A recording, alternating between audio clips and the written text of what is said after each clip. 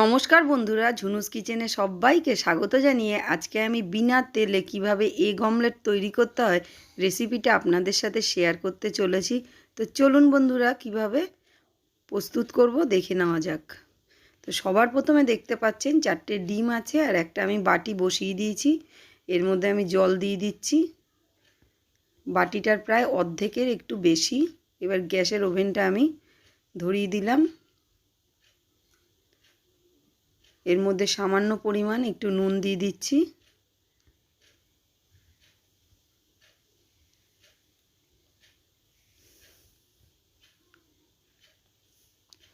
এখন দেখুন জলটা খুব গরমও হয়নি বা ঠান্ডাও নেই, মিডিয়াম টেম্পারেচার হয়েছে। এর মধ্যে আমি একটা একটা করে ডিম ফাটিয়ে কুসুম সহকারে আমি মাঝখান থেকে, যাতে কুসুমটা গলে না যায় বা ভেঙে না যায়, সেইভাবে আমি আস্তে আস্তে দিয়ে দিচ্ছি।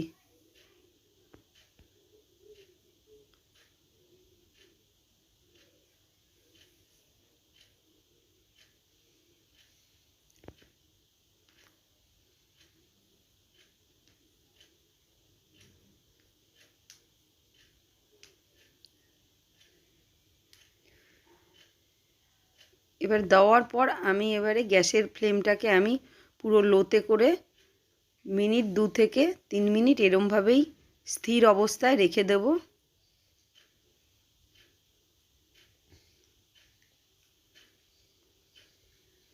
এখন দেখতে পাচ্ছেন ওপর থেকে ফেনার মতো উঠেছে, এগুলোকে আমি ফেলে দিচ্ছি একটা হাতা বা চামচের সাহায্যে।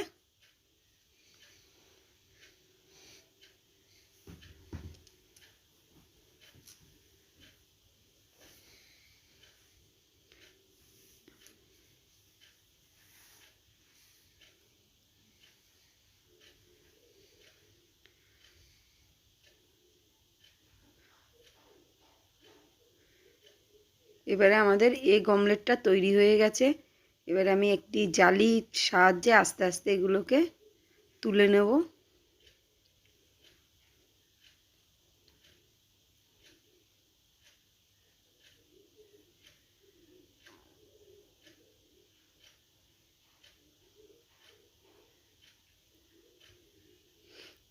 হয়ে গেছে, দেখতে পাচ্ছেন উপর থেকে ভেসে ভেসে উঠছে।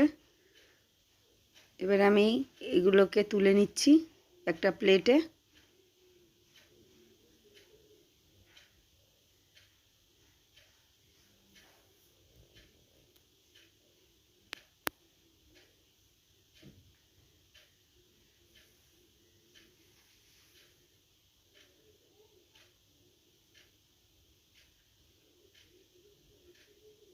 তো আমাদের এখন এগ অমলেট তৈরি হয়ে গেছে বন্ধুরা।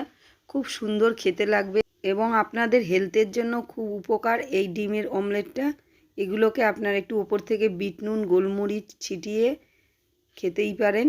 আর দেখতে পাচ্ছেন কতটা সুন্দর হয়েছে এবং ভেতরটা দেখতে পাচ্ছেন ডিমের কুসুমটা এত সুন্দর হয়েছে যে ভাবা যাচ্ছে না, দেখুন দেখলেই খেতে ইচ্ছা করবে। তো বন্ধুরা, আমাদের এই রেসিপিটা তৈরি হয়ে গেছে। ওপর থেকে বিট নুন আর একটুখানি গোলমরিচ ছিটিয়ে অবশ্যই আপনারা এই রেসিপিটা খেতেই পারেন। যদি ভালো লাগে অবশ্যই চ্যানেলটাকে আপনারা সাবস্ক্রাইব করবেন এবং একটা লাইক দেবেন এবং কমেন্টে আপনারা জানাবেন কেমন হয়েছে রেসিপিটা। তো বন্ধুরা, আপনাদের দেখার জন্য সবাইকে ধন্যবাদ। সুস্থ থাকবেন, ভালো থাকবেন।